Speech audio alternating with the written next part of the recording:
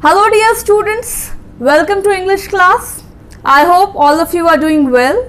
Students, in this video I shall be continuing with the poem How to Tell Wild Animals by Carolyn Well.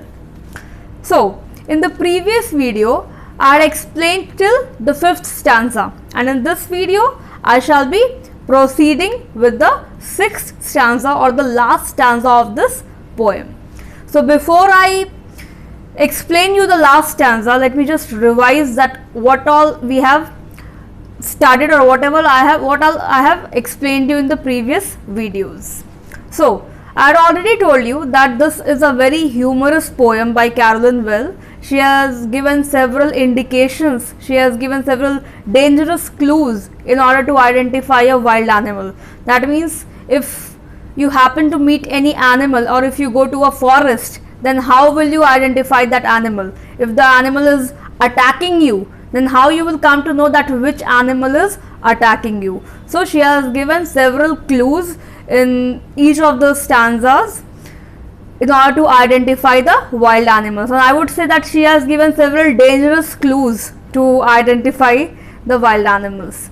So in the first stanza, she talked about the Asian lion.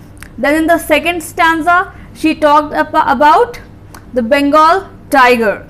In the third stanza, she talked about a leopard, that if a leopard attacks you, means how you will come to know that the animal that is attacking you is a leopard. So she has given several dangerous indications and clues regarding it. Then in the fourth stanza, she explained about bear, that how you will identify that a bear is attacking you. Then in the fifth stanza, she gave description about two animals. The first animal was hyena and the second was crocodile, that how you will identify, suppose crocodile or hyena, they are catching their prey, they are killing any animal, then how you will identify that that particular animal is a hyena or the particular animal is a crocodile. So she has given several indications, and she has also given several characteristics or features of the animals which will help you to identify if you are in a forest or if you are stuck in a forest or you happen to meet any animal. So I hope that till here it is clear to everybody. Now I will be moving to the last stanza, that is the 6th stanza of this poem. So I expect everybody to look on the screen. We have the last stanza. So I request you to focus your eyes on the screen. So first I will recite the last stanza and then I will be explaining it. So, the true chameleon. So please cut this line. The true chameleon is small, a lizard sort of thing. He hasn't any ears at all and not a single wing. If there is nothing on the tree, 'tis the chameleon you see. So, in the last stanza, the poet is telling about another animal, and the name of that animal is chameleon. So, in the last stanza, the poet is describing that how you will identify that if you are watching or if you are seeing an animal, then that is a chameleon. So, the poet says that the next animal is chameleon, which is a very small creature. It's not a very big creature, it's a small creature, and it looks like a lizard. So the poet has compared chameleon with that of lizard. The poet is saying that the chameleon looks like that of a lizard, but there are differences between the two. There are some differences from which you can identify that whether that animal is a lizard or a chameleon. So the poet has told that a chameleon does not have ears and wings. A chameleon is not having ears, neither it is having ears nor wings. He hasn't any ears at all and not a single wing. From these two lines, the poet wants to say that a chameleon is not having ears, and also wings are also not there of chameleon. And the last two lines, if there is nothing on the tree, 'tis the chameleon you see. So therefore,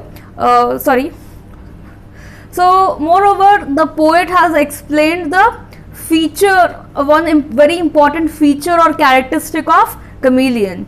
what is the very important characteristic? That it can change its color according to the surface on which he is sitting. If he is sitting, suppose if he is sitting here on my shoulder, then I am wearing a dark blue coat, then the color of the chameleon will change to dark blue. So a chameleon has an ability to change its color according to the surface he is sitting. So therefore, if you see a tree, so the poet is saying that if there is nothing on the tree, this is the chameleon you see. That if you see a tree, if you are seeing a tree and you find nothing on the tree, there is nothing on the tree, then it must be a chameleon sitting on it. Why? Because it has changed its color according to the color of the tree. So the poet is trying to say that if you see a tree and there is nothing on the tree, no animal is sitting, then there must be a chameleon who is sitting on the tree, because it has changed its color with that of the color of tree. So the chameleon changes its color, which helps him to escape from hunters and other wild animals. So I hope that this stanza is clear to everybody. In this stanza, the poet has given the description about chameleon. So this stanza is clear to everyone. I can expect this. Now students, let me come to the literary devices that are used in this stanza. So first of all, I'll talk about the rhyming words. So the rhyming words used in the last stanza are small, all. Small in the first line of the last word is small, so small, and all in the third line. Then tree, see, tree, see. These are the so small and all, and small, all, and tree, see are the rhyming words that are used in this stanza. Now the rhyming scheme. Small, the last word of the first line of this stanza is small, which will be given alphabet A. Then the last word of the second line is thing, which will be given alphabet B. Then we have in the third line, the last word is all. Small and all are rhyming, so all will be given alphabet A. Then wing. See students, there is one more rhyming word, that is thing and wing. So thing I have given alphabet B, so wing will also be given alphabet B. And then we have tree, C. Tree will be given C, and C will also be given alphabet C. So the rhyming scheme of the poem will be A, B, A, B, C, C. I hope that the rhyming scheme of this stanza is clear to everybody. Also students, alliteration is used. Use of alliteration means use of consonant sound. So the consonant sound H is used. That is he and hasn't. He hasn't in the third line. He hasn't. HH. This sound is used. So I hope that the poem is clear to everybody. So students, let me just revise all the stanzas very quickly. So in the first stanza, the poet says about the Asian lion. The poet says that if you see a very big animal and has tawny skin, tawny means yellowish brown skin. So, and it roars very loudly, and it roars so loudly that you may even die from the roar out of fear. Then be sure that the animal is Asian lion. Then in the second stanza, the poet talks about a royal animal and has beautiful black strips, and it attacks at once and kills its prey. Then be sure if you come across that animal, then that animal is the Bengal tiger. Then in the third stanza, the poet talks about an animal having black spotted skin, and it keeps on jumping and attacking its prey. It keeps on jumping again and again on its prey. Then be sure if you come across an animal who is continuously jumping on you, then the animal that is continuously attacking you by jumping, then be sure that the animal is a leopard. Then in the fourth stanza, the poet tells that if you are just very casually walking in your backyard and an animal hugs you very tightly and he is not leaving you, it is hugging you continuously, then be sure that the animal is a bear. Then in the sixth stanza, the poet says that if an animal is hunting its prey and that animal is smiling or has a smiling face, then the animal is hyena. And in the fifth stanza only, he explained one more animal, that if an animal is hunting, if an animal is catching its prey and has tears in its eyes, then be sure that the animal will be crocodile. We say like this, crocodile tears. So from that only the poet is saying that if the animal has tears in its eyes, then be sure that the animal is a crocodile. And in the last stanza, the poet says that, and in the last stanza the poet says about a very small animal who looks like a lizard, a small animal which looks like a lizard, but it has the ability to change its color. And if you see a tree having nothing, if you see a tree on which no animal is sitting, then be sure that it's a chameleon, because a chameleon has the ability to change its color according to the surface on which he is sitting. So I hope that the complete poem is clear to everyone. All the stanzas are clear. So now students, I'll be explaining you the question answers that are given after the poem. So let's come to page number 45, that is thinking about the poem. So we have some questions given, so I'll be explaining you all the questions that are given in this section. So the first question, as you can see on the screen, the first question is already mentioned. So the first question is, does dine really rhyme with lion? Can you say it in such a way that it does? Students, what is the spelling of dying? The spelling of dying is D-Y-I-N-G, and here what is written? D-Y-I-N. So it is not rhyming. Dine and lion, are they rhyming? No, they are not rhyming. The actual word is dying, which is not at all rhyming with lion. And in order to create a rhyme, in order to create a rhythm, the poet has used the word dine. And the second part of the question, can you say it in such a way that it does? You have to say lion in such a way that lion is rhyming with dying. So if you say line, L-Y-I-N-G, then line, dine, they are rhyming. But in reality, they are not at all rhyming. Dine and lion, we don't pronounce it as line, we pronounce it as lion.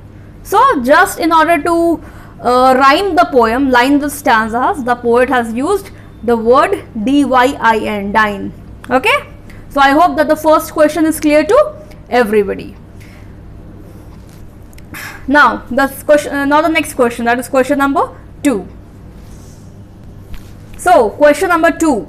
So question number 2 is, how does the poet suggest that you identify the lion and the tiger? When can you do so according to him?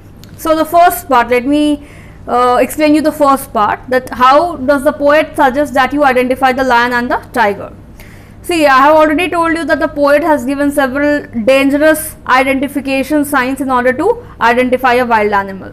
So the poet says in the first stanza only that if you see a large tawny beast, tawny means yellowish brown, if you see a large animal and the skin color is yellowish brown and it roars very loudly, and very fiercely, that from that roar you may also die out of fear, then be sure that the animal is Asian lion. So I hope that about lion it is clear. Now let's come to the tiger, which the poet explained in the second stanza. So according to the poet, if the animal has black strips on yellow background of the skin, means the skin is of yellow color and the animal is having black strips on it, and he attacks to kill you. In order to kill you, that animal attacks, then that animal is Bengal tiger. So these identification marks and these dangerous ways the poet has, so cut this line. So these identification marks the poet has given so that we can identify a particular animal.